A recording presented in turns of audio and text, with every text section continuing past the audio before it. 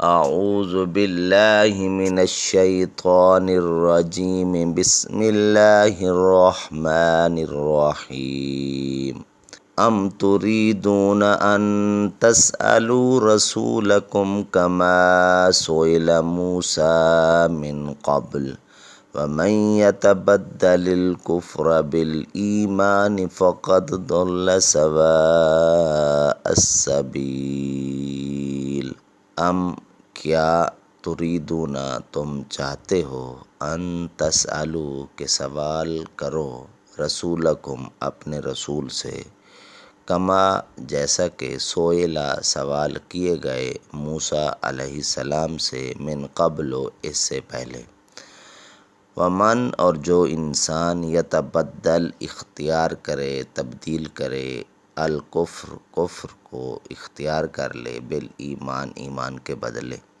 فقد ضل سو وہ بھٹک گیا گمراہ ہو گیا سواء سیدھا السبیل راستہ سیدھے راستے سے۔ یہ سورۃ البقرہ ہے، آیت نمبر 108 ہے۔ کیا تم یہ چاہتے ہو کہ اپنے پیغمبر سے اسی طرح کے سوال کرو جس طرح کے سوال پہلے موسیٰ علیہ السلام سے کیے گئے تھے، اور جس شخص نے ایمان چھوڑ کر اس کے بدلے کفر اختیار کیا وہ سیدھے راستے سے بھٹک گیا۔ اس آیت کریمہ کو یہ دیکھیں کہ اس کا شان نزول دیکھتے، اس کے مختلف شان نزول ہیں۔ نمبر 1، یہود نے کہا تھا کہ آپ آسمان سے الہامی کتاب ایک دفعہ لے آئیے جیسے موسیٰ علیہ السلام تورات لے آئے تھے، اس کے جواب میں یہ آیت نازل ہو گئی۔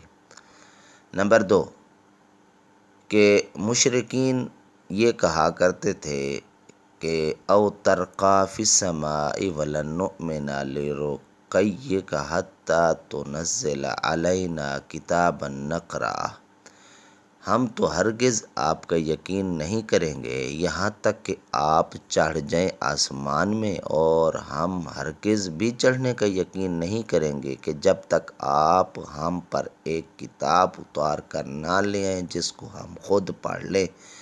اس پر یہ آیت نازل ہو گئی۔ تیسرا اس کا شان نزول یہ ہے کہ قریش نے حضور علیہ السلام سے کہا کوہ صفا کو آپ سونا بنا دیجئے۔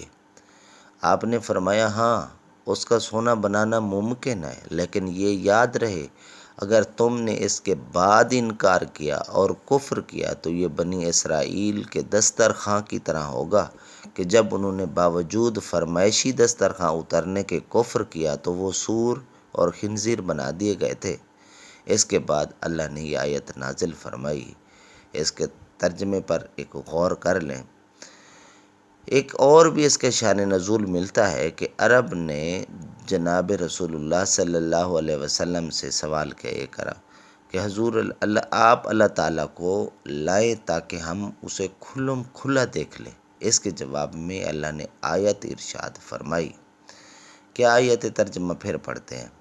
کیا تم یہ چاہتے ہو کہ اپنے پیغمبر سے اس طرح کے سوال کرو جس طرح کے سوال پہلے موسیٰ علیہ السلام سے کیے گئے، اور جس شخص نے بھی ایمان چھوڑ کر کفر کو اختیار کیا وہ سیدھے راستے سے بھٹک گیا۔ اس کے اوپر میں 2-3 باتیں اور بھی بتاتا ہوں کہ اس آیت میں کثرت سوال کرنے سے روکا گیا ہے۔ میں اس کے اوپر چند مثالیں دیتا ہوں، اور کثرت سوال کے بارے میں ایک اور آیت 7ویں پارے میں سورۃ المائدہ میں روکا گیا ہے۔ اللہ فرماتا ہے یا ایھا الذین آمنوا لا تسألوا عن اشیاء، اے ایمان والو ان چیزوں کا سوال نہ کرو جو اگر ظاہر کر دی جائیں تو تمہیں برا لگے گا، اور اگر تم قرآن کے نازل ہونے کے زمانے میں ایسے سوالوں کا سلسلہ جاری رکھو گے تو یہ باتیں ظاہر کر دی جائیں گی۔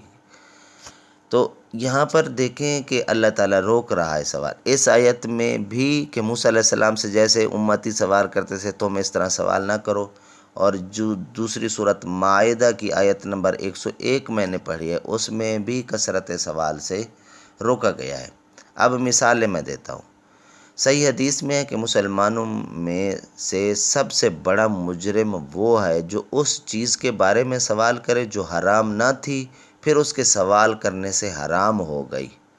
نمبر 2 مثال، ایک مرتبہ حضور علیہ الصلاۃ والسلام سے سوال کیا گیا، ایک شخص اپنی بیوی کے ساتھ غیر مرد کو پائے تو کیا کرے؟ اگر لوگوں کو بتاتا ہے تو یہ بڑی بے شرمی کی بات ہے، اگر چپ رہتا ہے تو یہ بے غیرتی کی بات ہے۔ تو حضور علیہ الصلاۃ والسلام کو یہ سوال جب برا معلوم ہوا، بہت برا معلوم ہوا، آخر اس شخص کو ایسا واقعہ پیش آیا اور لیان کا حکم نازل ہو گیا۔ صحیحین کی ایک حدیث میں ہے، نبی کریم صلی اللہ علیہ وسلم فضول بکواس، مال کو ضائع کرنے اور زیادہ پوچھ گچھ سے منع فرمایا کرتے تھے۔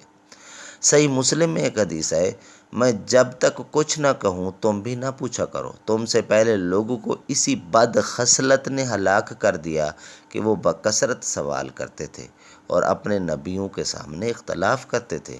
جب میں تمہیں کوئی حکم دوں تو اپنی طاقت کے مطابق بجا لاؤ، اگر منع کروں تو رک جایا کرو۔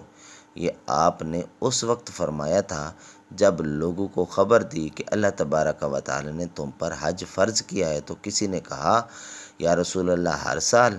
آپ خاموش رہے۔ اس نے پھر پوچھا، ہر سال؟ آپ پھر بھی خاموش رہے۔ اس نے تیسری مرتبہ پوچھا، یا رسول اللہ حج ہر سال فرض ہے؟ تو آپ نے فرمایا، ہر سال نہیں، لیکن آج اگر میں ہاں کہہ دیتا تو ہر سال حج فرض ہو جاتا، پھر تم کبھی بھی اس حکم کو بجا نہ لا سکتے۔ پھر آپ نے یہ درج ذیل آیت پڑھی جو آج کا ہمارا سبق ہے۔ حضرت انس فرماتے ہیں، جب ہمیں آپ سے سوال کرنے سے روک دیا گیا تو حضور علیہ الصلاۃ والسلام سے پوچھتے ہیں ہوئے ہم ہیبت کھاتے تھے، چاہتے تھے کوئی دیہاتی نا واقف شخص آ جائے اور وہ پوچھے، ہم بھی سن لیں۔ حضرت برہ بن عازب فرماتے ہیں، میں کوئی سوال حضور علیہ الصلاۃ والسلام سے کرنا چاہتا تھا تو سال سال بھر گزر جاتا، سوال نہ پوچھ سکتا، ڈرتا رہتا تھا، پوچھنے کی جرت نہیں ہوتی تھی۔ ہم تو خواہش رکھتے تھے کوئی دیہاتی اعرابی آ جائے اور میرے نبی سے سوال کر بیٹھے، پھر ہم بھی سن لیں۔ حضرت ابن عباس فرماتے ہیں، اصحاب محمد صلی اللہ علیہ وسلم سے بہتر کوئی جماعت نہیں، انہوں نے حضور صلی اللہ علیہ وسلم سے صرف 12 ہی مسئلے پوچھے تھے، جو سب سوال ما جواب قرآن میں مذکور ہیں۔ اس طرح کے قرآن میں لفظ ہیں، یسألونک یسألونک، وہ آپ سے سوال پوچھتے ہیں، یسألونک عن الاہلہ، یسألونک عن الخمر والمیسر، اس طرح کے سوال یہ قرآن میں موجود ہیں۔ تو لہٰذا اب کیا پتہ چلا ہمیں کہ اس طرح کے سوال، کثرت سوال سے جو چیزیں حلال ہیں حرام ہو جائیں، اس طرح سوال کرنے سے منع کیا گیا۔ اور آخری جملہ ہے، جو بندہ کفر کو اختیار کرتا ہے ایمان کو چھوڑ کر، بعض یہودیوں نے عمار بن یاسر اور ایک دوسرے صحابی کو حذیفہ بن یمان کو کہا تھا کہ جب تم اگر حق پر ہوتے تو غزوہ احد ہار جاتے، تم جنگ ہار گئے ہو، ہار جاتے، لہٰذا اب بھی وقت ہے تم واپس آ جاؤ۔ اس پر اللہ نے یہ جملہ ارشاد فرمایا، جو بندہ بھی ایمان کے بدلے میں کفر اختیار کرے گا وہ سیدھی راہ سے ہٹ گیا۔